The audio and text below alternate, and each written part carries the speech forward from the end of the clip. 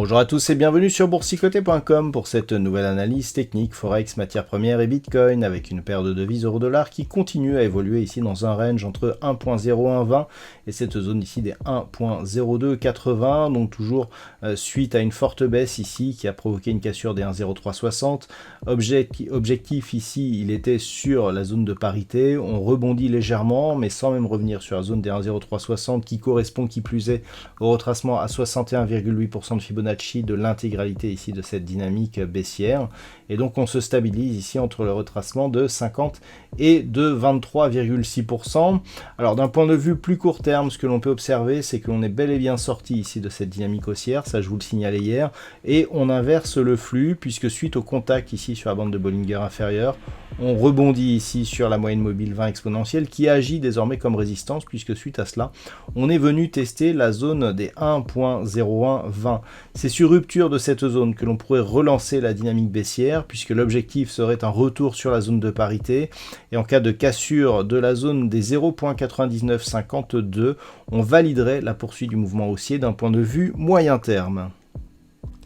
Sur la paire de devises livre sterling contre dollar américain, nous attendions un retour ici sur la zone des 1.2270. Cette zone a vraiment agi comme telle. Le retour ici sur la moyenne mobile 20 exponentielle qui agissait jusqu'à présent comme une zone de support a échoué puisque suite à cela, on est repassé donc durablement sous cette moyenne mobile 20 exponentielle et on vient même de marquer ici un contact avec la bande de Bollinger inférieure. Donc pour l'instant, par rapport justement à l'orientation moyen terme qui est toujours baissière et qui a attaqué ici cette zone historique des 1.20. Tant que l'on est au-dessus des 1.20, on est toujours ici dans une phase de stabilisation. Ce n'est que sur rupture, et une rupture nette de cette zone des 1.20, que l'on aurait une possible reprise de la dynamique baissière. Ce qu'il faut bien observer, c'est que suite à ce premier contact sur la zone des 1.20, on a ici un contact et un contact ici sur la zone des 1.2270. Alors la figure n'est pas pure, mais on pourrait, tant que la zone des 1.20 n'est pas dépassée à la baisse, avoir une épaule tête-épaule inversée. Donc voilà pourquoi il faudrait absolument valider une rupture nette de cette zone des 1.20, puisque tant que nous sommes au-dessus, et tant que nous sommes donc sous la zone des 1.2270, on reste dans une zone de neutralisation et de rebond technique ici qui agit donc dans une zone horizontale. Donc on attend la zone des 1.20 et pour l'instant on reste neutre à vue court terme donc sur cette paire de devises livre sterling contre dollar américain. Sur l'or, nous sommes toujours ici dans une dynamique de rebond, mais qui commence à affaiblir. La zone ici des 1758 $ l'once, qui avait été cassée à la hausse ici, agit toujours comme zone de support. Donc même avec ici cette attaque relativement forte sur la moyenne mobile 20 exponentielle, suite au contact ici avec la bande de Bollinger inférieure, on reste malgré tout dans une dynamique haussière. Par contre, une rupture validée ici de cette zone des 1758 $ l'once, eh bien, nous replacerait dans une vue baissière. Ce qu'il faut bien se dire, c'est que le mouvement court terme, au regard de la dynamique moyen terme, reste essentiellement technique. On est venu tester ici cette zone des 1780-50. Il fallait absolument casser ici à la hausse cette zone qui était précédemment support pour espérer donc changer le cours de la tendance moyen terme. Cela n'a pas été le cas. Suite à cela, donc suite à ce contact, on revient sur la zone des 1758. En cas de cassure de cette zone, eh bien, on pourrait craindre un retour rapide sur la zone des 1720.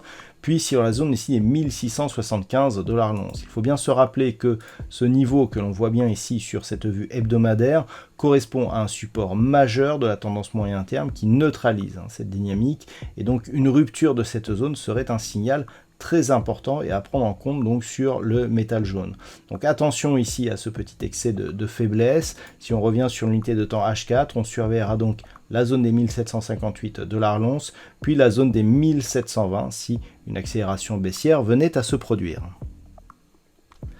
Sur le pétrole WTI, eh bien, nous avons toujours une dynamique qui reste baissière. Jusqu'à hier, je vous indiquais que l'on était toujours sur une pression baissière avec des contacts ici qui s'accéléraient sur cette zone des 93,50. La moyenne mobile 20 exponentielle qui agissait toujours comme résistance sur cette vue daily. Eh bien, il semblerait que l'on confirme aujourd'hui avec la rupture relativement nette donc, de cette zone des 93,50. Donc le prochain objectif se trouve sur la zone mineure des 88$ le baril et sur rupture de cette zone qui avait déjà connu ici une petite attaque sur cette phase d'évolution au milieu du mois de juillet, eh bien on pourrait continuer donc sur cette dynamique baissière court terme, mais d'un point de vue moyen terme, il semblerait que cette zone de support ici des 93,50, qui était une zone de support majeure, soit définitivement cassée, puisqu'on a vu cette première attaque, ici la deuxième.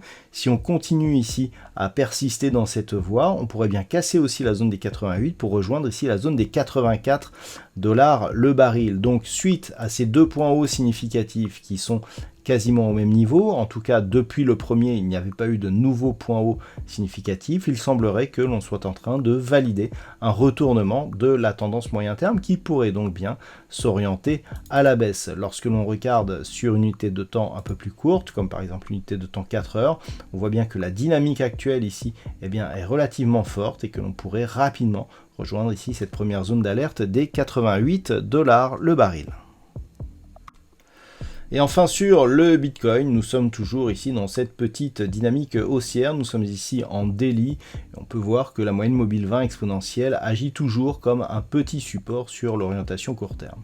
Si on passe en unité de temps 4 heures, rien n'est moins sûr, on a vraiment des oscillations qui se font toujours au-dessus de cette zone ici des 20 000$ pour un Bitcoin, et donc par rapport aux oscillations que nous avons, c'est vraiment neutre, on ne peut pas vraiment parler ici d'une forte dynamique haussière, surtout au vu de la forte baisse que nous avons connue ici depuis la zone des 30 000$. Donc on peine ici à s'extirper d'une zone supérieure à 24 500$. Je rappelle que la zone à atteindre pour vraiment commencer à réorienter la dynamique court terme, c'est la zone des 25 500$ pour un Bitcoin. Cette zone avait été ici l'objet d'une attaque lors des premiers tests ici sur la zone des 30 000. Pour l'instant, cette zone n'a même pas été atteinte. Il n'y a même pas eu de contact, ne serait-ce que très rapide. Donc on reste sur un petit rebond qui fait toujours partie ici d'une dynamique fortement baissière, et donc en cas de cassure ici des 20 000 puis des 18 500$ pour un Bitcoin, eh bien on pourrait accélérer à la baisse en direction d'une zone entre 15 et 13 500$ pour un Bitcoin. Voilà donc ce que l'on peut dire sur l'analyse technique de ces principaux actifs Forex, matières premières et crypto-monnaies. Je vous souhaite de passer une très bonne soirée. On se retrouve dès demain pour d'autres analyses techniques, toujours sur le site boursicoté.com.